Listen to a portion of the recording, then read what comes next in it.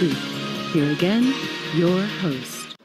Welcome back. I'm Bettina Lawton, and this is Inside Scoop, and we are talking about the 2019 elections, particularly the primaries coming up, and there is a vigorous primary happening in our Providence district, and we're very fortunate tonight to have Erika Yalowitz with us. She grew up in Bogota, Colombia in the 80s and 90s. Witnessing war and hardship at an early age inspired her to pursue a life in public service. After moving to the United States, Erika began volunteering, teaching English to immigrant adults, serving at-risk youth, victims of domestic and sexual violence, or homeless populations. She serves on the board of one of the largest homeowners associations in the region, as well as other civic organizations like the Providence District Council, Fairfax Federation, and the Tysons Partnership. Erika studied political science and government and international relations and earned her graduate degree in political management and governments from George Washington University. She currently works for the courts in Arlington County. She lives in Tysons with her husband, daughter, and a German Shepherd dog, so we now have all the dog lovers. Mm-hmm. She is currently running for the Providence District Supervisor on the Fairfax County Board. So welcome, Erika. Thank you, Bettina, for having me here. I'm glad you could come tonight. So, Providence, you've had the same supervisor a long time. She is retiring. Mm-hmm. And why do you want to be the supervisor?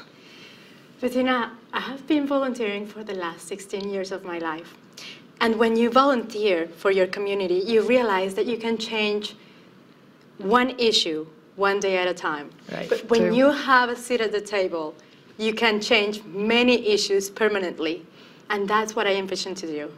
So, what are you going to do in the next 4 years? If you get through the primary, you win an election. Mm-hmm.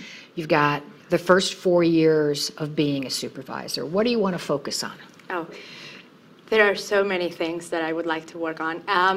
But the main issues in our area are the widening of I-66, are obviously taking our kids out of trailers in Fairfax County, mm-hmm. and the environment. We have, our clock is ticking, and I am taking this very seriously. I believe that we need to reduce carbon gas emissions.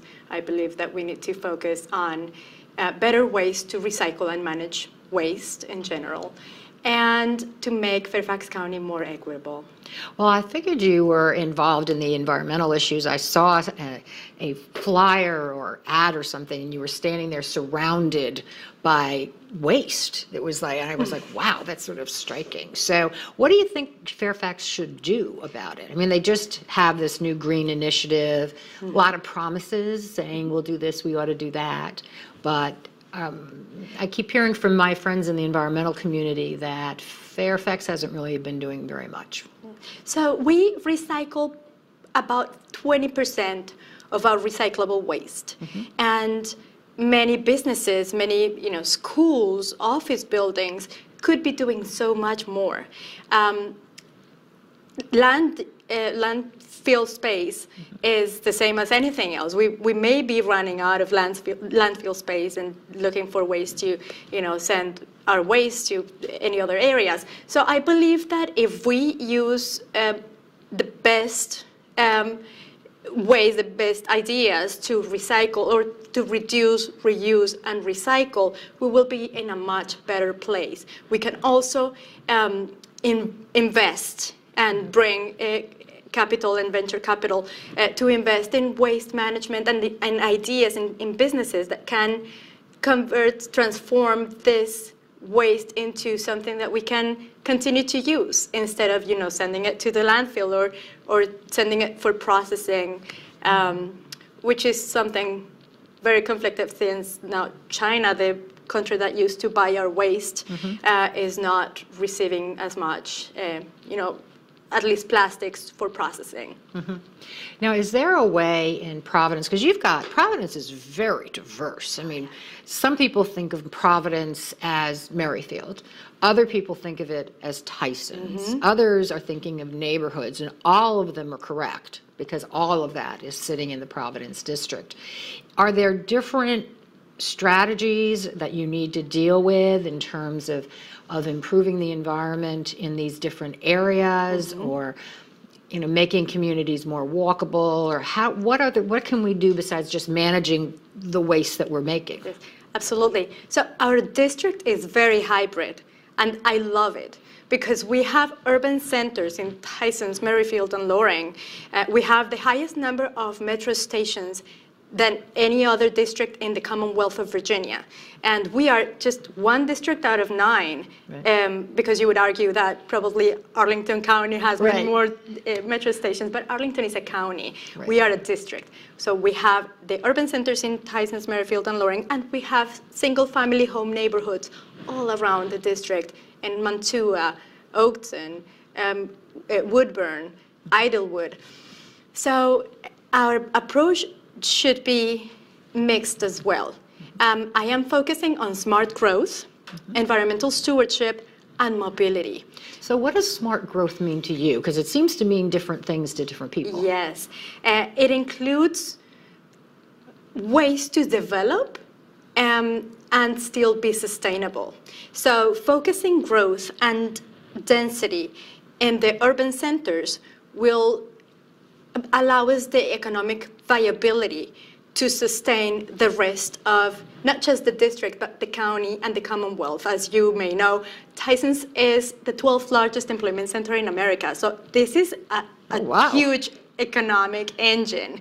And we need to offer all the tools for this engine, to give back so that we can satisfy all the needs of our schools, of our social services, of our county services, and continue to thrive. So you mentioned schools, and when I think of Tysons particularly, I don't think of schools. Are there are there schools in Tysons? I think of shopping centers. I think of the Ritz Hotel, but are there schools over there? There are nearby schools. For example, Spring Hill Elementary is within the boundaries of Tysons, but there are planned urban schools for Tysons.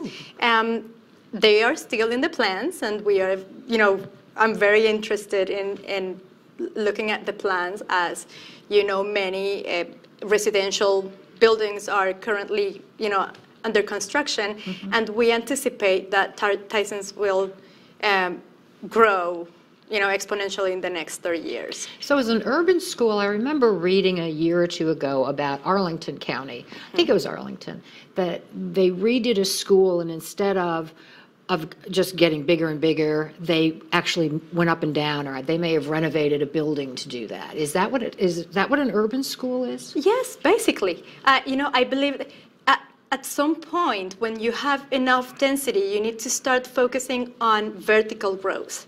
And that's where we are getting at. We're not completely built out. We're very far away from being a Manhattan. Right. But our growth is irreversible. We may get there at some point in the future, and we need to prepare for that. We need to prepare in the smartest, most environmentally sustainable way. Well, aren't you I heard there was some talk about actually taking parkland to build a school. That would kind of seem to be going in the wrong direction from what you're saying. That would be solving a problem with another problem, Bettina. Okay. Because once you remove a park, you can never get it back. And Fairfax County has very limited county-owned property for parks. So this would be a terrible, terrible loss for that community. It's the only park that they have within a 2-mile radius, and within a 3-mile radius, there are 4 schools already. So traffic would also impact this community very negatively.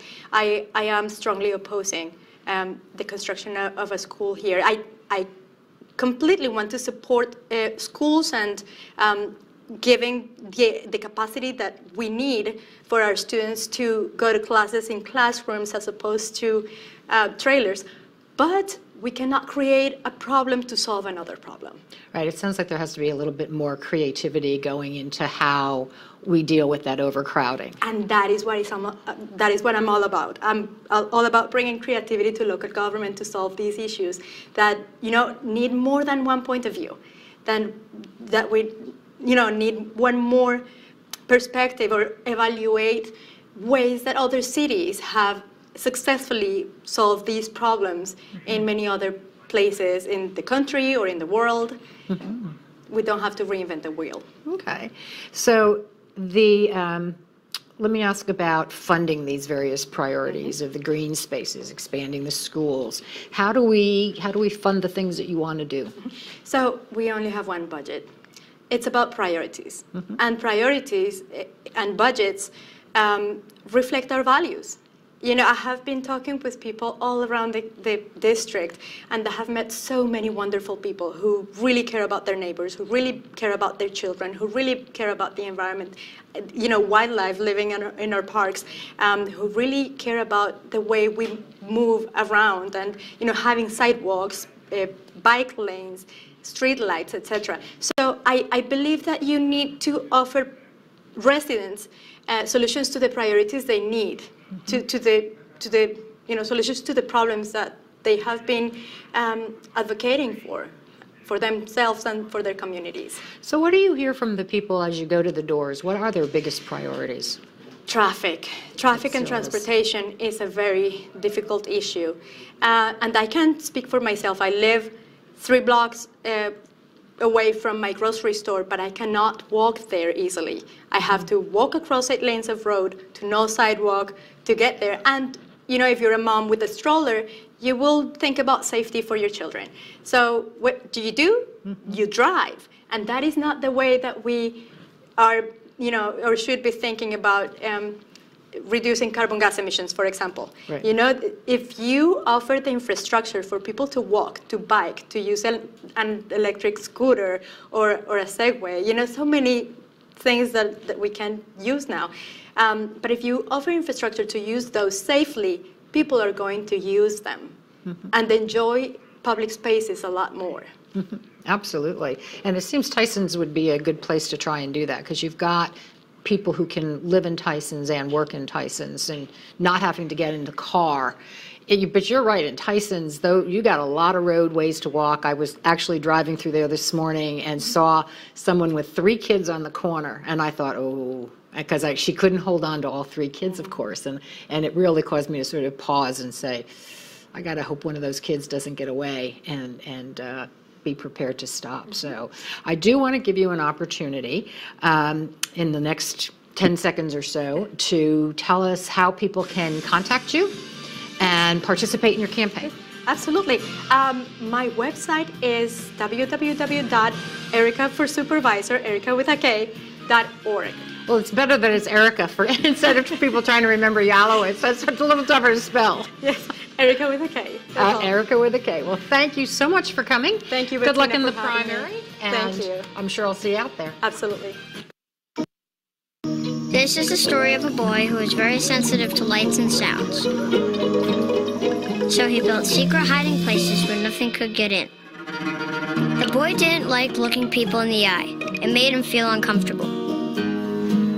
One day, he found out he had something called autism. His family got him help. And slowly, he learned how to live with it better. Early intervention can make a lifetime of difference. Learn the signs at autismspeaks.org. What do you think you're doing, Kevin? Was just gonna drive home.